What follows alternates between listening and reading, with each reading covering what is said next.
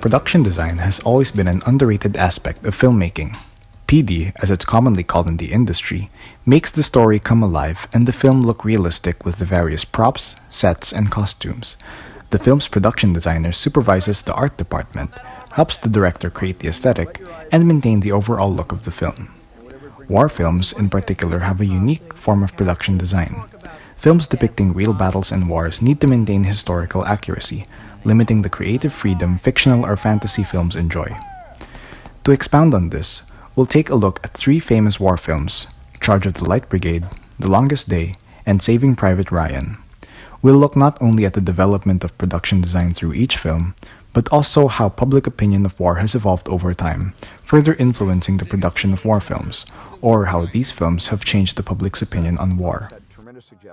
The first film, Charge of the Light Brigade, was made in 1936. Set in the Crimean War, it depicts the fateful charge of the British Light Cavalry Brigade, immortalized in Lord Tennyson's poem of the same name. During this time, the Great Depression and the victory of the First World War was still fresh in the minds of the American public. Despite the horrors of the Great War, violence and combat was still very much glorified. This is clearly reflected in the production of Charge of the Light Brigade, where we see men on horses in immaculate uniforms riding gloriously into battle. In terms of production design, the film was very lenient with how it showed violence. Little blood was shown on the scars of wounded soldiers, and the depiction of their deaths was overly dramatic and unrealistic. Looking closely at the lances of the soldiers, you would see that they are not real lances, but cardboard props. In the scenes where they are stabbing the enemy, the lances can be seen bending and buckling, and they also obviously do not pierce the flesh of the soldiers. They actually use a common trick from theater, where the victim either holds the weapon against themselves to create the illusion of being stabbed, or otherwise they simply pin the weapon to their sides with their arms. The second film, The Longest Day, was made in 1962, around 17 years after the end of the Second World War. It depicts the events surrounding the Allied invasion of Normandy and shows the various points of view of the opposing sides of the war: Britain, Germany, and the United States.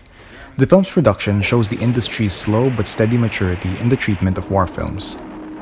Here, the violence starts to get slightly more realistic, although censorship and the limitations of black and white photography still hindered total realism. During the scenes where the soldiers get shot, their deaths are slightly more accurate compared to the exaggerated acting in Charge of the Light Brigade. However, they lack the realistic gunshot wounds and blood to simulate a realistic injury. Instead, the filmmakers used the simple technique of syncing the gunshot sound with the soldier acting out his death, with no other prosthetics or effects to enhance the shot. Costumes and props were also more accurate in this film. Given the easy access to surplus equipment from the actual war, there was no need to manufacture substandard props from scratch. Uniforms were also readily available for rent or for imitation reference, which helps when a filmmaker wants a film to be as historically accurate as possible. This may seem insignificant, but attention to small details not only makes the film more accurate overall, it also shows the dedication and maturity of the filmmakers in how they treat the subject of war. Saving Private Ryan was made in 1998. It's considered to be one of the best and most accurate war films ever produced, so realistic that the very veterans of that war lauded the film's accuracy. Also set in the Second World War, it tells the story of a group of soldiers' attempt to rescue Private James Ryan, the sole surviving brother of the Ryan family. Unlike the first two films, Saving Private Ryan shows the harsh, gritty realities of combat. The opening minutes, showing the attack on Omaha Beach alone, already show the harrowing experiences and deaths of countless soldiers, all thanks to brilliant and accurate production design. Non-toxic dye was used to stain the beach with fake blood. Amputee actors were also hired to portray soldiers whose limbs were blown off in explosions. That's what I was thinking, sir. More accurate gunshot wound simulators were also used on certain actors. Even their deaths and injuries were shown to be far more gruesome than the deaths in the first two films. Soldiers were seen getting shot underwater or drowning from the sheer weight of their equipment. In the end, Saving Private Ryan became a blockbuster almost instantly, largely thanks to its story and spectacular production value. It also became a pioneer in the grittier, realistic portrayals of war through film. This goes to show that one need not glorify violence or combat to create a good war film.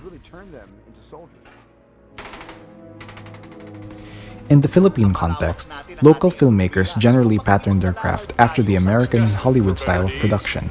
However, the lack of budget, equipment, and technology often results in films of inferior quality to their Hollywood counterparts. Nevertheless, the Philippine film industry is slowly but steadily maturing in their production capabilities. Gone are the days of predictable plots and substandard special effects. Recently, the film General Luna received outstanding reviews from both critics and casual audiences. It's still nowhere near Hollywood quality. Computer graphics were still extremely poor. The fake blood used in combat scenes looked like strawberry syrup, and the rifles used in some shots were clearly dummy rifles. Nevertheless, other aspects of its production were extremely accurate. The Rayadillo uniforms were accurate right down to the customized buttons, and research was done to ensure that the portrayals of different battles were as accurate as possible. General Luna is a big step towards advancing the Philippine film industry, but it's also a big step in Filipinos better understanding and appreciating their own history. Production design has come a long way since film became an industry. The way it allows films and stories to come alive is nothing short of miraculous. But it's also a reflection of the changing public sentiment towards the phenomenon of war. From 1936 to the present day, war has become less glorified and more detested, and it's clearly seen in how we've changed the portrayal of war through our films. From glorious cavalry charges to harrowing deaths on the shores of Normandy, the way we see war has certainly changed. One would think, did war films change the public's opinion on war? Or did the public's opinion change the way war is portrayed through film? Only time will tell as the industry continues to improve its craft and create more films.